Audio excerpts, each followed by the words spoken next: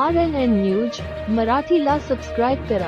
नमस्कार, RNN news मराठीमध्ये आपले स्वागत आहे. बघा RNN न्यूज मराठी, रहा अपडेट, आवाज सर्वसामान्य माणसाचा. RNN news Marathi.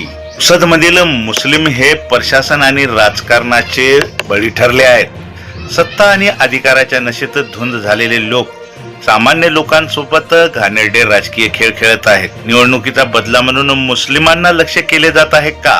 स्थानिक स्वराज्य संस्थांच्या निवडणुकीत मुस्लिम उमेदवाराला मतदान केल्याचा बिनबुडाचा आरोप करून पुसदमधील मुस्लिमांना त्यांचे व्यवसाय, दुकानदारी, व्यापार नष्ट करून त्रास देण्याचे काम युद्ध पातळीवर सुरू आहे. गेल्या काही वर्षापासून देशात ज्या प्रकारे मुस्लिम विरोधात द्वेषाचे वातावरण निर्माण केले गेले आहे आणि काही राजकीय पक्ष व इतर जण कोणत्या ना कोणत्या सबबीखाली मुस्लिम समाजाला लक्ष करत आहेत, त्याचेच परिणाम आता लहान शहरापर्यंत पोहोचले आहेत. लहान शहरामधील मुस्लिम आणि मुस्लिमांच्या व्यवसायांना लक्ष करून त्यांचे कंबरडे मोडण्याचे प्रयत्न केले जात आहेत. स्थानिक पुसद नगरपालिका प्रशासनही मुस्लिम समाजाला आर्थिक नुकसान पोहोचवून त्यांच्या नोकऱ्या, व्यापार करण्याची दुकाने नष्ट करून मुस्लिम समाजाला मानसिक त्रास देत आहेत.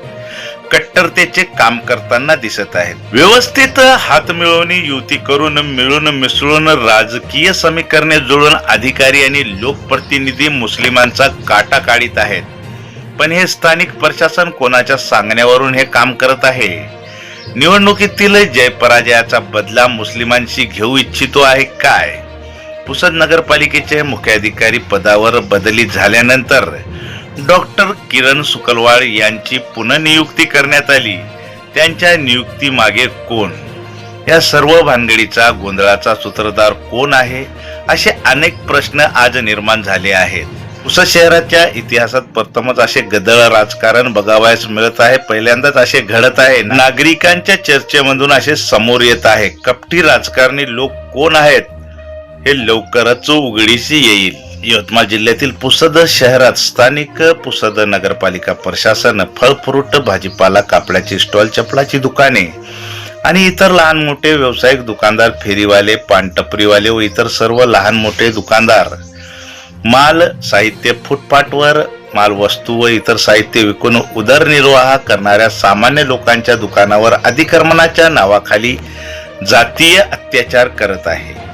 पीडितांचा आरोप आहे की पुसद बसस्थानक समोरील मुस्लिम दुकानावर जाणीवपूर्वक लक्ष केले जात आहे.